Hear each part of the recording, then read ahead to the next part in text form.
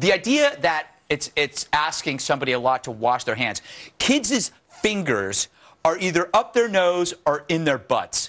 So I'm sorry. Not just kids, Greg. That's true. There are some very prominent politicians who do the same thing. Yes. But the thing is, why asking them to wash their hands for their other student? It's not really a hardship. I understand, but I do understand the sensationalization of certain health maladies doesn't make it any better. But if you want to teach a kid that he needs to be cleanly, that's one thing. Yeah. If you're telling a child it's your responsibility to make sure your classmate lives by washing your... That is insane. Yeah. Okay, so if you have a diabetic kid, nobody can eat... Everybody's going to make sure he doesn't eat sugar. If you have a kid with one limb, you got to make sure that you don't play a certain way in the playground, because just in case you knock him over and he hits... No, it's because ridiculous. the consequences of that are completely different. If you knock him down, he's going to fall down, he's going to get back up again. If one of these kids accidentally gives this kid a peanut butter cookie, she will die. No, but some will. You get allergic reactions.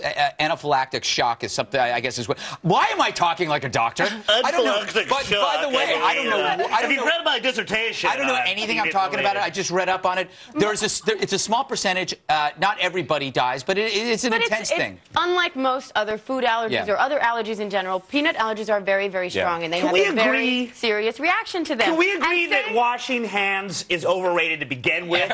Germs are overstated. Wash your hands perhaps once a week, whether or not you go to the bathroom, is all that is needed. Nobody's saying that you shouldn't tell the kids, don't give this kid peanut butter. Nobody is arguing that. They're telling them to wash their hands. To tell the kid, if you don't use a handy wipe or whatever, every time you enter the classroom, you are threatening the life of another child. That is an insane responsibility to put on a child. It's not But it fair. happens all over the country. I remember there was a kid. It happens all over the country. I have never heard of a problem where a community gangs up against one girl. There are schools that don't allow peanuts in the school of other girls. at all. They don't allow any form of nut in the school at all. This school is allowing them to bring in whatever they want to eat. All they're asking is rinse your mouth out after you're done eating.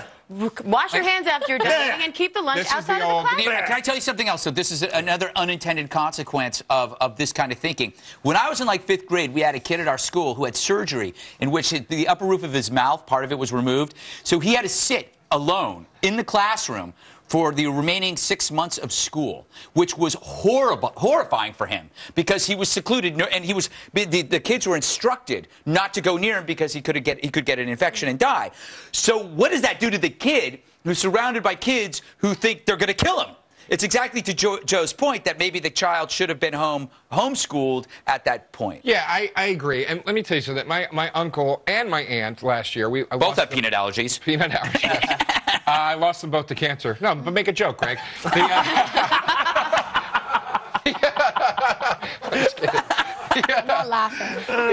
No, look, we lost my aunt and my uncle last year to cancer. These were two people whose bodies were riddled with a terminal disease, terminal illness. There was not this fervor around washing our own hands to go in to visit people that were literally on their deathbeds. And these were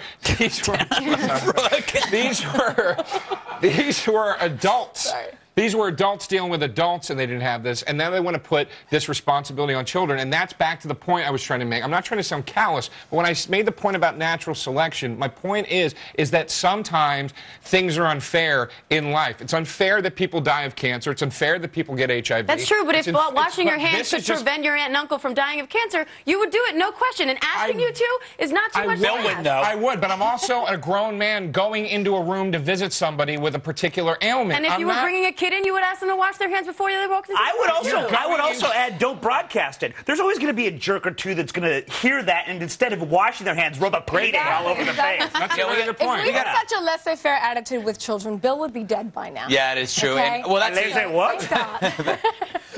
Name the bad point. Okay, we got to take a break. Coming up, Tom Cruise is finally coming out with a good movie. But first, well, what do you know? A story about Willie Nelson. I bet it has nothing to do with drugs.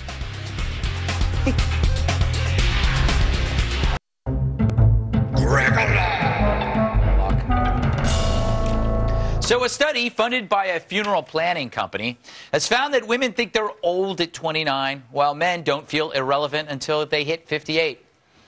If only Professor Carrie Cooper could boil this down for us. Professor Carrie Cooper explains, in our society, the attractiveness of women is quite important. Men don't have to be good looking, but for some reason, it's important for women to look presentable. Wow, nice work, Professor. That made absolutely no sense. Anyway, it is then explained that magazines featuring young, attractive women are also to blame for boosting these harsh perceptions of aging. But I call crap on that poop. Unless you're an idiot, magazines don't form anyone's opinions. They only reflect what society, which is comprised of men and women, like. Men and women know what they like. Men like younger women, while women like older men if the older man can provide neat stuff. We all know this. Status for women and men are linked to aging, but inversely. The younger a woman is, the more power she has, because youth equals reproductive capability. That's why ad men don't seek aging models, unless, of course, it's to sell clap-on lights. For men, aging comes with financial gain and power. In his 20s, he couldn't get a date, so now he's playing catch-up. And with all the young women out there, it's no surprise a 58-year-old man is delusional enough to think he's still got it, which is why so many of them in their Ed Hardy shirts and distressed jeans should have their fingernails removed. And if you disagree with me, you, sir, are worse than Hitler.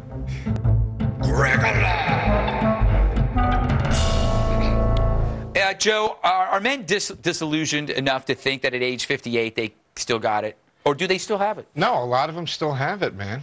Yeah? I mean, yeah. Here's the thing with that whole thing about, like, well, men can do this when they're old, and, you know, men don't need to look good. Just women need to look good. Well, okay, well, then stop banging us. Do you know what I mean? You're the ones allowing that to happen. Yeah, it's true. Like if they put their foot down, then it wouldn't be a problem. They hold the keys to the kingdom. Yeah. And as long as they keep giving us the keys, we're still going to look like crap. Yeah. Brooke, do you think it's society's fault? Do you blame magazines?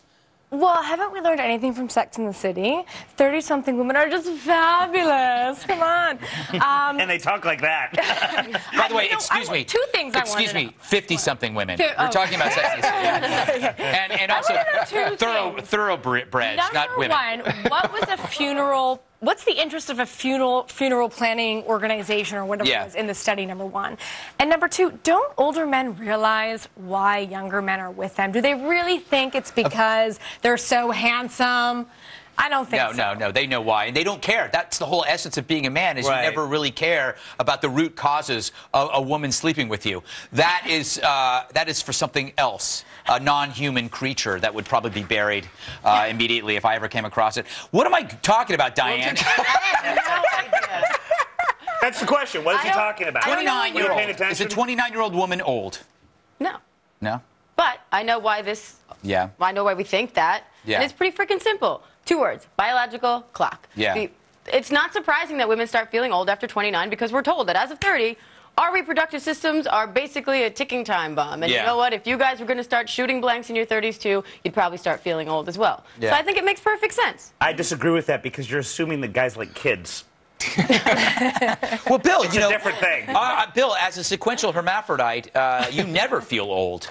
Well, first of all, I looked up sequential hermaphrodite. It's not a real thing, all right? I'm sorry about that, America. It was a con of 2 years. Sequential hermaphrodite is a hermaphrodite that can switch genders. You wrote that on your own webpage. I found it nowhere else, not even on Wikipedia, and you know you can edit that stuff. Secondly, it's true. I did make it up. So when men cannot perform the sack, 2/3 of those men think that that's when they feel they're over the hill. If that's the case, then I've been over the hill 5 years before. Stop mixing meth with whiskey, kids.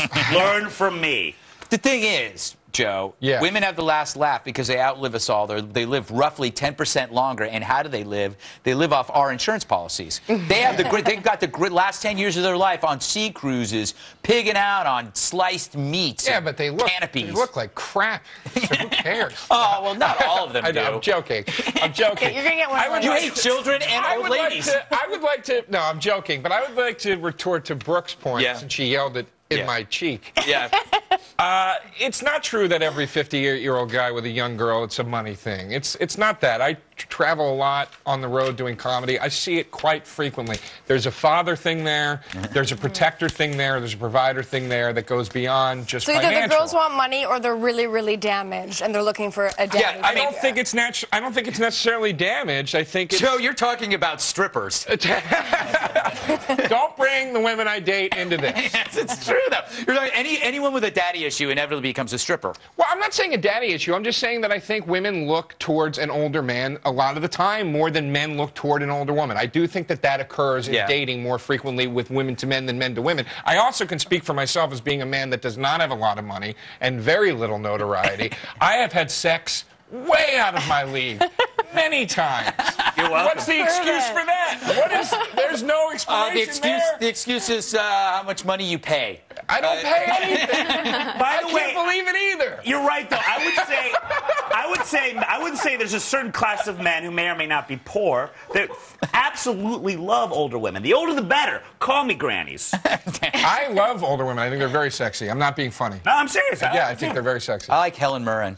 But who doesn't? Who doesn't? Yeah, she's great. That old bat could call me anytime. That's romantic. Thanks. Bill. You truly are a diamond. Whatever the bat equivalent is in England. That old bird can call me anytime. There you go. Pip, pip. I'm sure she's calling The right Queen. What have you. This show. Other British things. I'm going to move on now. Spotted dick. That is food. It's a food. That is food. All right. Do you have a comment on the show? Email us. It's redeye@foxnews.com. Oh, man. To leave a voicemail on my direct line. Spotted dick is actually food. It's a custardy delight. Yeah. Call 212-462-5050. Still to come, the halftime report from TV's Andy Levy. Jerk. Yeah, I don't like him. Tonight's halftime report is sponsored by refueling, the process of providing an additional combustible substance to cars, ships, or aircrafts. Thanks, refueling.